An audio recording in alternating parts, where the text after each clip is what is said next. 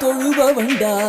ஆறு ஆறு ஆறு வட எங்க ஹீரோ நீ தாயா, சூரனையே கூறு போட வந்த ஹீரோ நீ தாயா.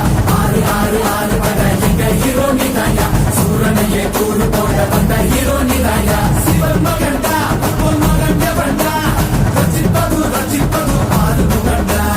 அறுத்தவன்டா சூரன் உடல் இரண்டா, பொங்குமலை சங்கத்தலை பதம் கொடுண்டா.